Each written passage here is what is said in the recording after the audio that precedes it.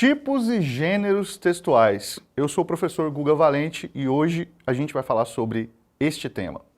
Quando a gente fala de tipos e gêneros textuais, nós estamos falando de duas categorias que andam lado a lado, uma complementa a outra.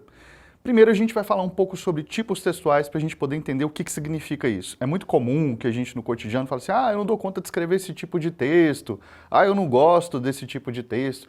Só que, na verdade, às vezes a gente está falando de gênero textual. Então essa confusão, que é muito comum no dia a dia, a gente vai tentar dissipar agora. O entendimento de redação passa necessariamente pela compreensão do que são tipos de gêneros textuais. Então vamos começar pelos tipos textuais, que eles são aí o grupo maior que reúne, as informações necessárias para que a gente possa compreender como é que os gêneros se manifestam.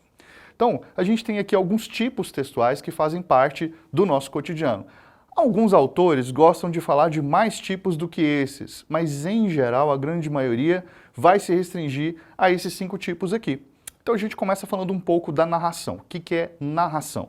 Quando a gente fala de narração, nós estamos falando de uma sequência temporal dentro de um fato, de um recorte histórico, da vida de um personagem sendo contada por um narrador dentro de um determinado espaço com certas características. E isso geralmente é ficcional. Então, quando a gente fala de narração, nós estamos falando desse grande grupo que reúne vários gêneros textuais. Eu não vou falar dos gêneros agora não, espera um pouquinho, que daqui a pouquinho eu vou especificar quais são esses gêneros textuais. Mas basicamente narrar é contar histórias ficcionais. Depois nós temos aqui a exposição. A exposição tem muito a ver com a ideia de você falar sobre um determinado assunto para explicar como é que esse fenômeno ocorre. Então, por exemplo, eu escolho um determinado assunto para falar sobre. Vamos imaginar que eu vou falar sobre tigre de Bengala. Então eu vou aqui apresentar as características do tigre de Bengala, onde ele viveu, quando vive. E quando eu faço esse processo, eu estou expondo, porque estou explicando como é que esse fenômeno tigre de Bengala acontece. Mas aí tem vários textos em que eu posso encaixar a exposição. E eu vou falar disso quando a gente falar dos gêneros, né? Depois a gente passa para a argumentação. A argumentação está presente todos os dias da sua vida. Pode reparar que você passa boa parte do seu tempo defendendo as suas ideias. Então argumentar nada mais é do que fundamentar o nosso ponto de vista para fazer com que o outro admita que aquilo que a gente está falando faz sentido, que aquilo é verdade. Nós estamos tentando persuadir o outro a acatar aquilo que a gente defende. E a gente defende com argumentos. Então tem aí também um monte de gêneros textuais que se encaixam dentro desse perfil da argumentação. Depois nós temos a descrição. A descrição é estática. Imagine uma fotografia e que você está observando cada detalhe dessa fotografia. Imagine que você vai dar uma palavra para cada pedacinho daquela imagem. Tá? Então você imagina, por exemplo, uma praça muito florida, com uma criança brincando com um cachorro, e aí de repente você imagina essa imagem estática e você começa a dizer, o cachorro está correndo atrás da menina. A menina veste uma saia não sei de que jeito, ela tem uma blusinha azul, ela tem uma Maria Chiquinha no cabelo. Então, esse processo de descrição tem a ver com isso, tem a ver com a gente fazer ali uma caracterização daquilo que se pode ver.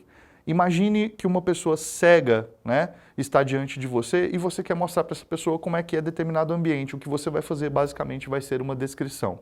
Então, existe aí uma série de gêneros que vão se utilizar dessa tipologia também para poder acontecer, tá? E por último, nós temos a injunção. Esse nome aqui talvez seja um pouco incomum, talvez você não esteja muito familiarizado com ele, mas a injunção nada mais é do que instrução. Então, os textos injuntivos são textos que têm aí como objetivo instruir, levar alguém a fazer alguma coisa que sozinha ela não era capaz de fazer. Eu tenho certeza que você já imaginou aí uma série de gêneros textuais que se encaixam dentro dessa tipologia textual injunção, Para a gente poder sintetizar, então, o que são os tipos textuais. Acompanha comigo aqui. Os tipos textuais são grandes grupos que reúnem as características da maior parte dos textos que produzimos na sociedade. Então, grandes grupos que englobam esses vários textos. Eu acho que você já entendeu do que eu estou falando só com esses exemplos que eu dei aqui. Mas agora a gente vai falar dos gêneros textuais e isso vai se tornar mais claro para você. O que são os gêneros textuais? Os gêneros, eles envolvem a questão de vários textos especificamente. Olha a definição. Os gêneros textuais são os textos propriamente ditos. O que caracteriza cada gênero depende de alguns fatores, como contexto, situação de produção, suporte, entre outros vários fatores. Ou seja, o texto acontece porque nós temos necessidade de que ele aconteça. E para isso, a gente atende a essas circunstâncias. Então, por exemplo, quando eu vou sair de casa e eu quero deixar ali um recado para minha mãe avisando porque ela está sem celular, eu não vou ter como mandar para ela um WhatsApp. Aí o que eu faço? Escrevo um bilhetinho e coloco ali num lugar em que eu sei que a minha mãe vai ver. Eu sei que ela vai ter contato com aquilo ali. Aquele texto simples, mãe, fui ao mercado, volto mais tarde, beijo, vai ter introdução, desenvolvimento, conclusão, como qualquer texto tem que ter. Esse bilhete atende a uma necessidade discursiva. Observe que, para avisar a sua mãe que você vai sair e voltar mais tarde, você não vai utilizar, por exemplo, uma carta longa. Você não vai escrever uma dissertação para sua mãe. Você não vai escrever um artigo científico. Você não vai contar uma história. Você vai simplesmente dirigir-se à sua mãe, ir direto ao contexto e terminar aquilo ali. O que é isso, né? É uma situação de produção. E essa situação de produção demanda esse conhecimento. Agora, eu vou dar exemplo para você de como são os gêneros textuais dentro das características dos tipos textuais que nós acabamos de ver. Eu trouxe aqui 5 exemplos, um exemplo de cada um desses tipos textuais que nós abordamos aqui anteriormente, e eu começo falando do conto. O conto é um texto essencialmente narrativo, né? Ele tem as características da narração, só que ele tem as características próprias. É um texto curto, né? Tem um impacto muito forte. O conto moderno, ele conta 2 histórias, uma superficial e uma profunda, né? Mas é sempre contar uma história curta. Já quando a gente trata de um artigo científico, nós estamos aí produzindo um texto que expõe sobre um dado contexto, um dado tema, e isso vai ser exposto, vai ser explicado, vai ser desenvolvido até que o leitor possa compreender aquilo que está sendo dito. Não existe posicionamento aqui, não tem ponto de vista, não tem história sendo contada. É simplesmente uma exposição sobre como é que determinado fenômeno ocorre. Depois nós temos aqui o editorial. O que é um editorial? É um texto em que os jornais se posicionam, os jornais e as revistas se posicionam sobre determinados temas. Esse texto é essencialmente argumentativo, porque, como eu disse, ele é um texto de posicionamento. Ou seja, existe um ponto de vista sendo defendido aqui, e para que a gente possa defender pontos de vista, como eu disse, na tipologia, nós precisamos argumentar, né?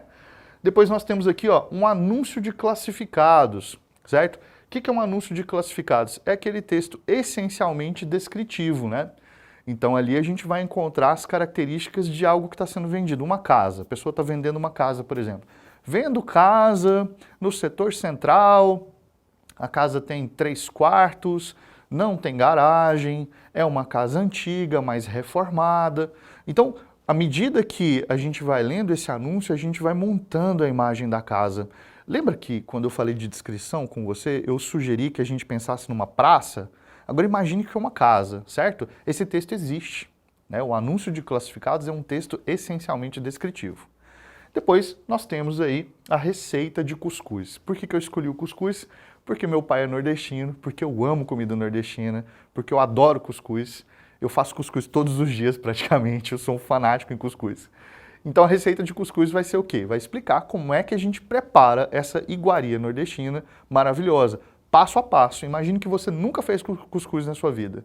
Você vai ler uma receita de cuscuz e você vai saber como processar isso, como se movimentar em relação a chegar a esse resultado final desse prato, tá? Ele vai passo a passo te indicar como é que você deve fazer. Ele vai te injundir, ele vai te instruir a como fazer isso passo a passo.